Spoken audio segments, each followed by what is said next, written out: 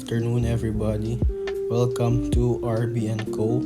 And this is the 13th episode of my Waves 125 street bike build. Another day, another JRP product na naman, no? So, nakita na naman sa title at thumbnail, alam niyo na kung ano to. Top-it cover to para sa Wave. Ito muna sa timing cover. Full CNC pala to, no? Mabigat din siya ng onte. Tapos makapal, mataba. And may quick release siya para sa hose. Ayan, JRP. So kung hindi nyo pa alam, tinatry ko na mag full JRP sa motor.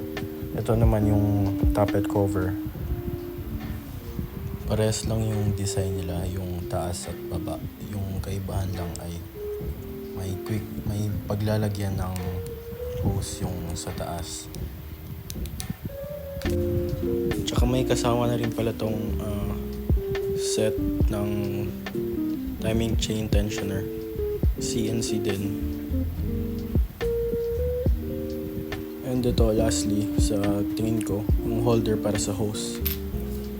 So may kasama siyang mga sticker, Team JRP, Thailand X Pinas, and JRP box logo. So nabili ko nga to, no, kay Paolo Nepomuceno sa halagang 3,200 ata yun, di ako sure. Medyo pricey siya pero sa tingin ko worth it naman dahil full CNC siya. Alright, so tatanggalin ko na yung mga luma niya.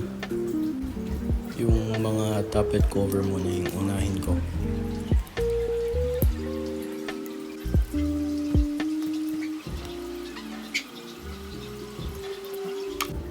Kailangan ko nga pala muna tanggalin tong carb dahil nakaharang sa bolt. Tinanggal ko kasi muna yung rotator niya dahil may singaw. Hahanapan ko pa ng solusyon, kaya ganyan.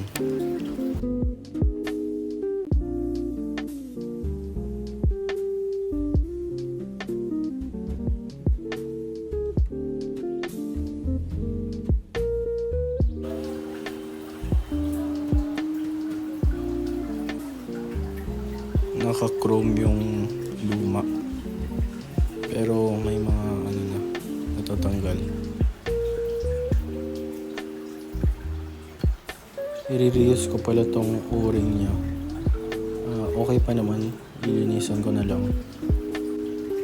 Ilinisan ko rin pala yung surface para maganda yung kapit.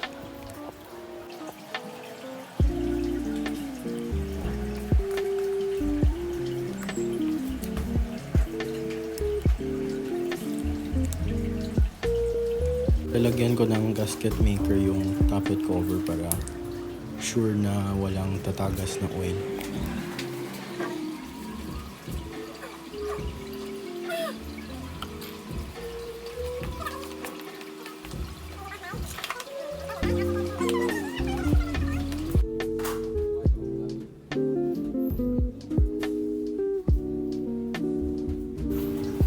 Temporary mga bolts muna, yung mga luma niya, yung gagamitin ko.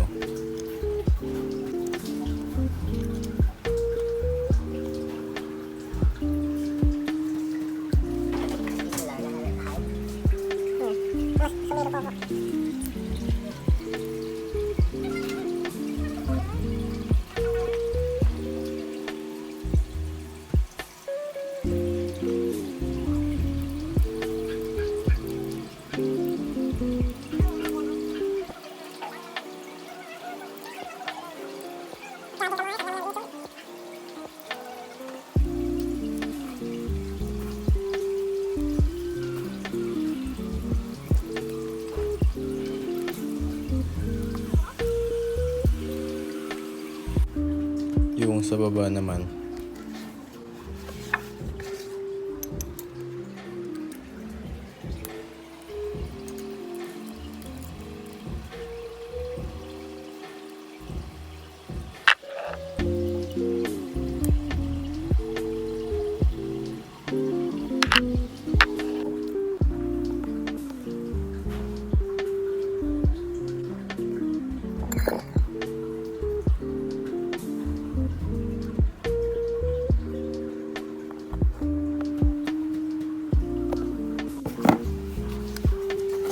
process lang. Same O-rings, tapos lalagyan ng gasket maker.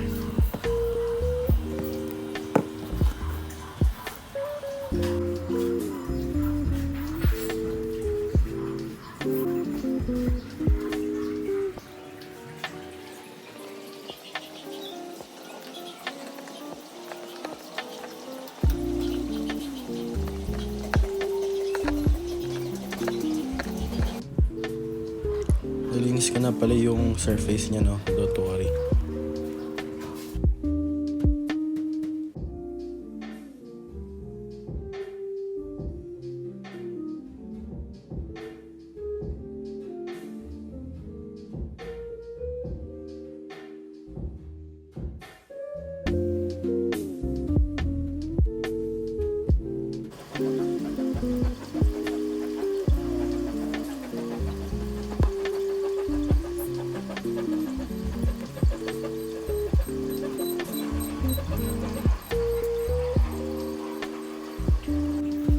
Repaint ulit tayo, no? Talagang gas yan.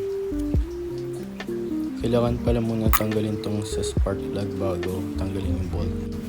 10mm yung bolt, tapos kailangan itulak para matanggal yung timing cover.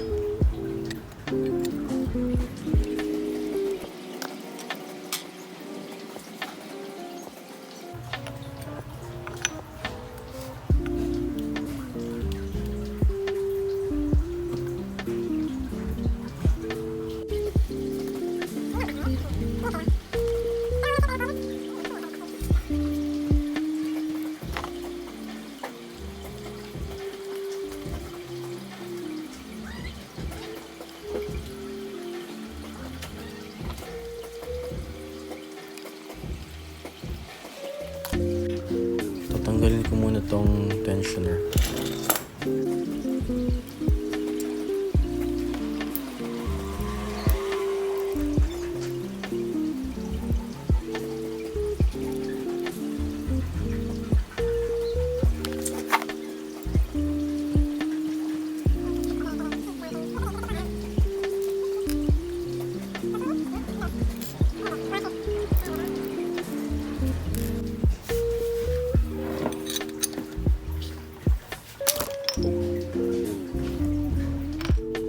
Di ko pala muna papalitan yung gasket. Okay pa naman.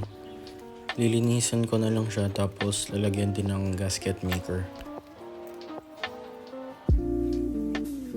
Sakto lang, wag yung sobra.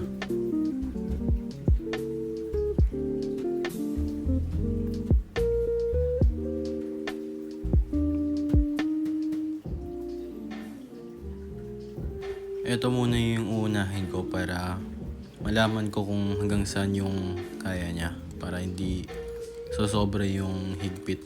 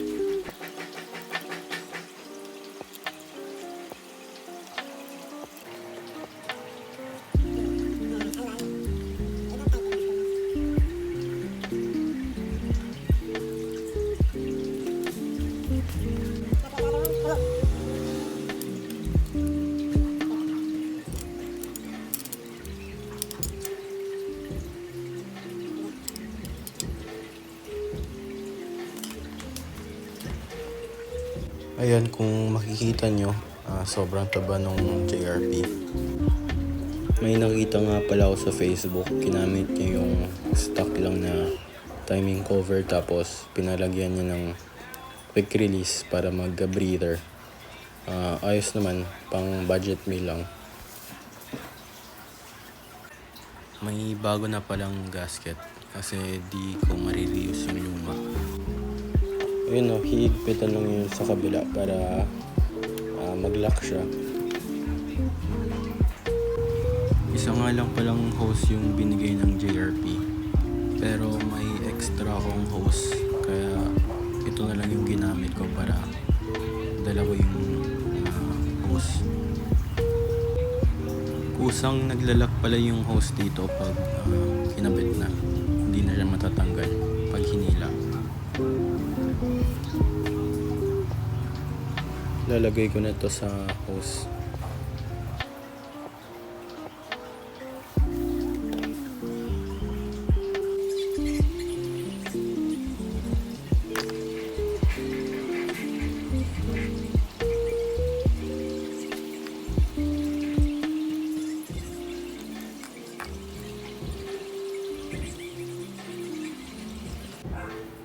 Nilagyan ko nga pala ng zip tie yung hose para mas malinis tignan, hindi kalat-kalat. Ayan lang muna, wala pa kasing rotator. Shoutout na Bisinos di ato nalina sa Zamboanga, si Dark Blue. Shoutout kay Waylen Delphine. Shoutout kay Kent Tiamsay. Shoutout kay Yani Mabaza. Ingat din. Shoutout kay Justin Piquero. Shoutout kay Justin De La Cruz. Shoutout kay Calvin Arevalo. Shoutout kay Dantoy Cardenio. And shoutout kay MJ Bailado ng Negros Oriental.